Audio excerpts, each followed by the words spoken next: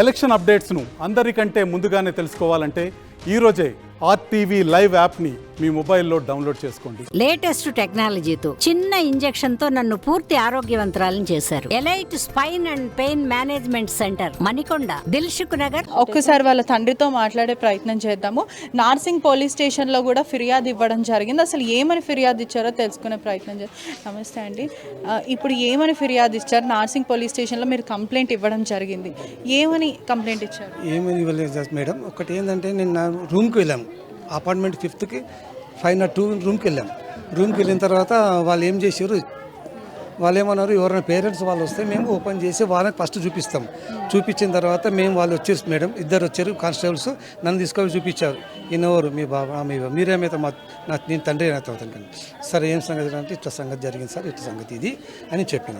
సరే అయిపోయింది, నువ్వు పక్కకి వెళ్ళు. ఇక నయంబడి వచ్చిన 4 పిల్లలు ఆ బాడీని దించారు. దించి ఒక బెడ్ చనిపోయాడు. అంటే ఎంతసేపు అవుతుంది, ఎట్లా ఆ సిచ్యువేషన్?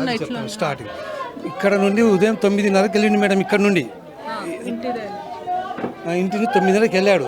9:30కి వెళ్ళాడు, 10కి రాలేదు, 11 రాలేదు, 12 రాలేదు, పొద్దున ఒక్కటి లంచ్కి రాలేదు. ఫోన్ చేస్తే ఫోన్ ఎత్తుతలేడు. ఫోన్ అతని దగ్గరనే ఉన్నది. అతని దగ్గర ఉన్న తర్వాత మేము మా కోడలు ఏం చేసింది, ఇద్దరిని పంపించింది అక్కడికి. పిల్లల్ని పంపిస్తే ఆంటీ ఆ రూమ్ దగ్గర సప్పుడు వస్తుంది, రింగ్ అవుతుంది. అక్కడున్న వాచ్మెన్ పిలిచారు. ఈ పిల్లలు వాచ్మెన్ పిలిస్తే సార్ ఈ డోర్ ఓపెన్ చేయాలంటే ఎట్లా చేయాలంటే జర ఆగు, వాళ్ళ పేరెంట్స్ రాని అని చెప్పి వాళ్ళ వాచ్మెన్ ఆపాడు.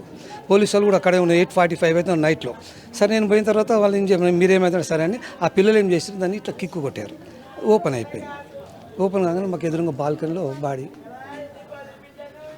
కాళ్ళకు తాడు ఉంది, తెల్లది 2 కాళ్ళకి ఇట్లా. ఇది బాడీ కాళ్ళకి తాడు ఎవరు కడతారు? మాకు అది కావాలి పాయింట్. వీడికి అయినందుకు కాళ్ళకి ఎత్తుకో ఎవరు కడతారు తాడు మేడం? పోలీస్ వాళ్ళు కట్టారా? ఏమో మా ముందు తీశారు వాళ్ళు బాడీ. అవును, మీరు అడిగారా తాడు ఎలా కట్టి ఉంది అని? ఇదో నేను మీ ముందు డోర్ ఓపెన్ చేసిన, మీకు రావాలని కాబట్టి మీరు చూపించాము. ఇప్పుడు ఆయన హ్యాంగింగ్ పైన వేసుకుని చేతులు అందవు కదా కాళ్ళకి, ఎలా జరిగింది కాళ్ళకి తాడు? మరి ఇప్పటి వరకు మీరు ఈ ప్రస్తావన ఎందుకు చెప్పలేరు? అంటే ఇంత లేట్గా ఎందుకు చెప్తున్నారు? పొద్దున్న వచ్చే వాళ్ళకి చెప్పాము. సరే మేము ఎంక్వైరీ చేస్తాం.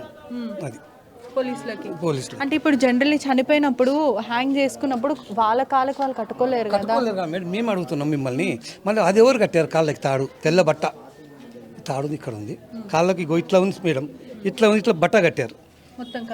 పోలీస్ మీరు అడిగారా ఎవరైనా క్లూస్ టీమే కానీ పోలీస్ వాళ్ళు కట్టారేమో అని అన్నారు? పోలీస్ అతను ఏమన్నాడు, మీరు చూశారు కదా, మీరు ఏం లోపలికి వెళ్ళలేము, మీరు మాత్రమే వచ్చారని అన్నారు.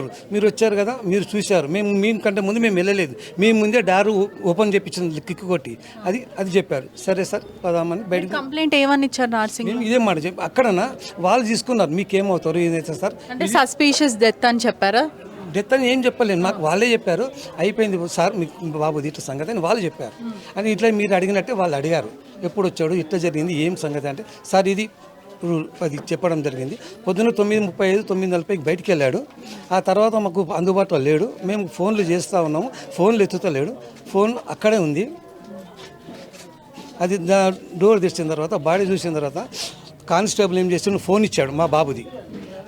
ఫోన్ ఇచ్చాడు, ఫోన్ దగ్గర పెట్టుకుని ఎప్పుడు పిలిచేప్పుడు వాళ్ళు మేము అందరం బయటకు వచ్చినాక ఒక కానిస్టేబుల్ డోర్ లాక్ చేశాడు. ఆ డోర్ కీ కూడా నా దగ్గరే ఉన్నది. ఈ 2 మీ దగ్గర పెట్టుకోండి అంకుల్, మేము ఎప్పుడు పిలిస్తే మీరు అప్పుడు రావాలి. ఇదంతే లాస్ట్. అంటే చనిపోక ముందు కూడా ఆయన ఒక ఇన్స్టాగ్రామ్లో పెట్టాడు, నేను నీ దగ్గరికి వచ్చేస్తున్నా పవిత్ర, నేను నీ దగ్గరికి వచ్చేస్తున్నా, 2 రోజుల్లో వచ్చేస్తా అని చెప్పి కూడా ఇన్స్టాగ్రామ్లో పెడితే పెద్దల సమక్షంలో పిలిపించి మాట్లాడారు అన్నారు. అది నిజమేనా? చెప్తాను, నేనే ఉన్నా అక్కడ. 16వ తారీఖు ఒక డీలింగ్ అయిపోయింది కదము, ఇది ఇంత అమౌంట్ ఉంది, పిల్లల్ని బతికిస్తావా, స్కూల్లో వేస్తావా, నీకు ఇంత అమౌంట్ పిల్లలకి ఇస్తున్నా, నేను ఉంటలేను డాడీ, 2 రోజులే ఉంటా, నా పవిత్ర దగ్గరికి వెళ్ళిపోతే నేను బతకలేను, ఇక్కడ ఉండలేనని పెద్దల సమక్షంలో చెప్పాడు. అయితే డబ్బు కూడా ఇస్తా అని చెప్పాడు. తీసేసుకున్నాం వాళ్ళకి. అంటే మీ కోడలికి అందజేశారు డబ్బులు, సెటిల్ పిల్లల కొరకి లైఫ్ చేసుకోవడానికి ఇల్లు కొనిచ్చి ఇస్తారని చెప్పి నేను మాట ఇచ్చి డబ్బు నా దగ్గర పెట్టుకున్న, పిల్లలకు లైఫ్ చూపిస్తాను. అయితే ఇచ్చారు సుమారుగా 50. అయితే నేను వాళ్ళకి పెడుతున్నాను మేడం, అది చెప్పాను. తర్వాత నేను ఉండండి డాడీ, నేను పోతున్నా, మా పవిత్ర పిలుస్తుంది, నేను పోతున్నా, వీళ్ళని చూసుకో అని చెప్పాడు. చెప్పిన తర్వాత పెద్దలు ఏం చెప్పారు, అరే బాబు ఏం మాటలు మాట్లాడుతున్నారు అని. మా పెద్దన్న కూడా ఉన్నారు, ఇంకా పిల్లలు ఉన్నారు, తప్పు అట్లా మాట్లాడదు, నేను ఏం చేయను, అట్లా ఏం చేసుకోను, నేను పిచ్చోనా పిరుకోనా, నేను ఇంతమంది బుద్ధి చెప్పాను అని చెప్పి నేను చేసుకోను అని చెప్పాడు ఆ రోజు పెద్దల సమక్షంలో, ఇక్కడ ఈ ఇంట్లోనే. 16వ తారీఖు వచ్చిన 5.5 సంవత్సరాల తర్వాత ఫస్ట్ టైం ఇంటికి 5.5 సంవత్సరాలు ఈ 6 సంవత్సరాలు ఆమెతో ఉన్నప్పుడు ఎప్పుడు రాలే ఆమెకి అంకితమైన అక్కడ కట్టుకున్న పిల్లల దగ్గర రాలే కన్నా తండ్రి దగ్గర వచ్చి వదిలేసింది అక్కడే అన్నాడు. నాకు ఆమె దేవత, అందరి సమక్షం చెప్పి నాకు ఆమె దేవత, నాకు ఆమెనే ముఖ్యం. ఇక మేమేం చేస్తాం మేడం?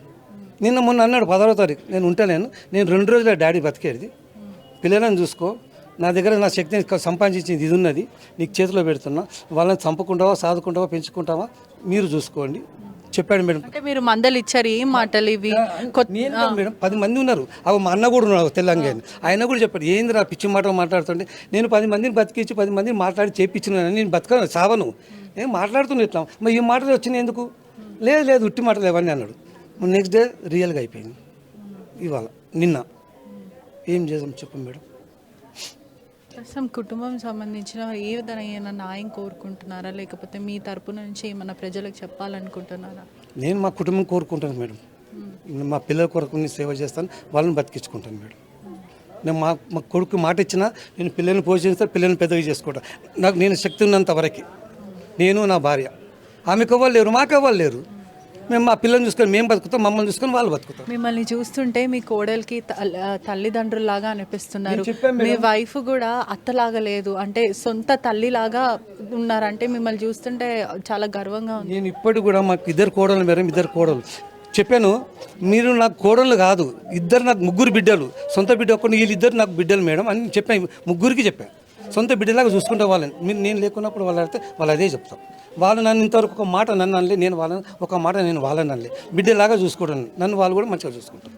మీకు చూస్తున్నారు కదా, కుటుంబం కూడా ఆవేదన వ్యక్తం చేస్తుంది. అంటే 2 రోజుల క్రితం ఎప్పుడైతే ఇన్స్టాగ్రామ్లో నేను చనిపోతున్నాను, నేను ఉండను, పవిత్ర దగ్గరికి వెళ్ళిపోతా అని ఒక సూసైడికల్ నోట్ రాసినప్పుడు కూడా ఇన్స్టాగ్రామ్లో వీళ్ళు మందలించి అతనికి బుద్ధి చెప్పే ప్రయత్నం చేశారు. మరిన్ని వీడియోస్ కోసం ఛానల్ ని సబ్స్క్రైబ్ చేయండి, లేటెస్ట్ అప్డేట్స్ కోసం వాట్సాప్ ఛానల్ ని ఫాలో చేయండి, అండ్ లింక్ డిస్క్రిప్షన్ లో ఉంది.